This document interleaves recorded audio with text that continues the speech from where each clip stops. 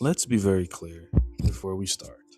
Dating in 2025 feels like a psychological obstacle course designed by people who hate peace. Because on one side of the internet, we have women being actively harassed on public transportation. Mind you, just existing, minding their business, wearing headphones, surviving capitalism. And on the other side of the internet, we have a different discourse. I'm offended he took me for coffee and a walk on a first date. Same ecosystem, same dating pool, two very different stressors.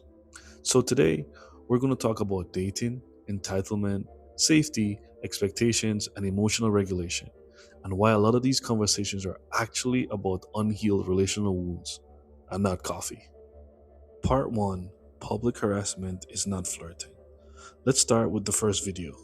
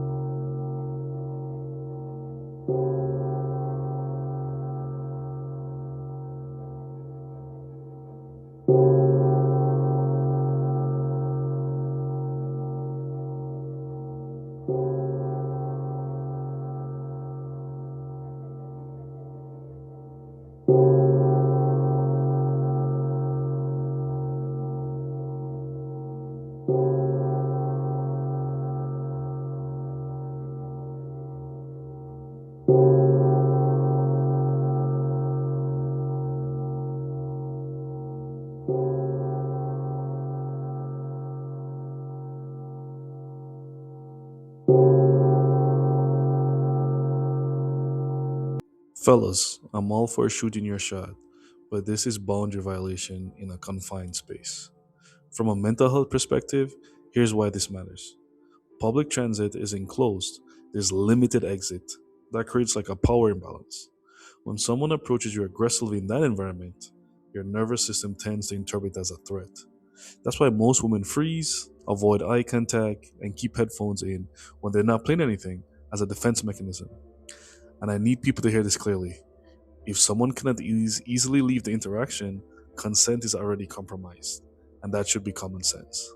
Part 2: Why this shapes modern dating energy. Here's a connection people miss. When women are repeatedly taught through experience that public interactions, whether that be on the train, the bus, or at the gym, can turn unsafe quickly, it impacts how they show up in dating. Hypervigilance doesn't turn out just because it's a nice guy. Trust isn't assumed, it's assessed. So when people say, why are women so guarded? Why does dating feel so transactional? Because safety comes before romance. Always. Part 3: The coffee date controversy. Now let's pivot to the second video. I got asked to go on a date the other day. He wanted to get coffee and then go on a walk. Mind you, the only pictures I have of me outside on my Instagram are me at a beach outside the country. Stop asking me stupid fucking questions. Asking me stupid. Okay, so she's upset that that her first date involved a coffee and a walk. There is more communicated than what's being said out loud. So let's take a deeper dive. Is coffee inherently disrespectful? No. Is a walk automatically low effort? No. But what is happening here psychologically? For some people, this reaction is about meaning making.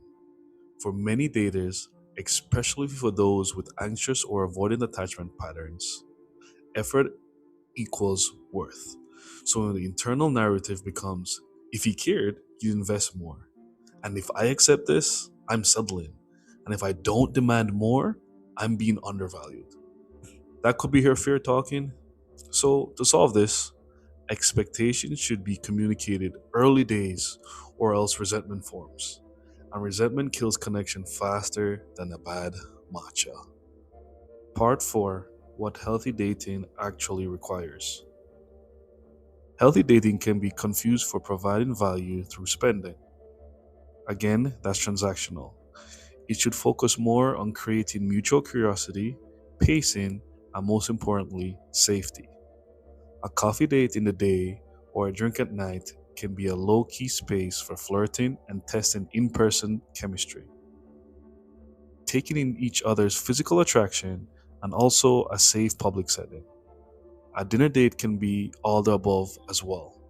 A thoughtful dinner reservation can show intentionality if someone wants to try out a new restaurant or has a favorite sushi spot. However, any date choice can be overwhelming if expectations are mismatched.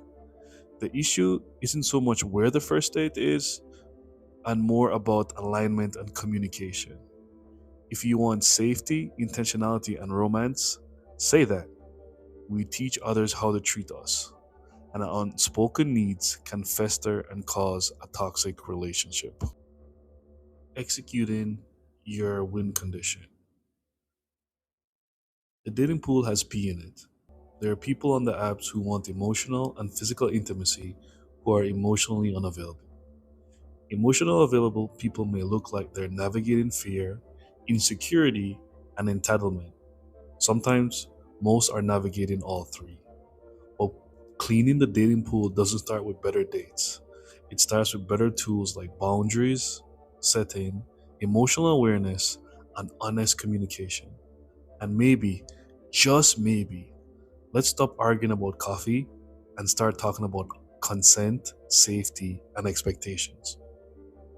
If you made it to the end of this video, thank you for your support and please consider liking, commenting, and subscribing to the channel. Your interaction is cleaning the dating pool. We can't do it alone, so let's build together.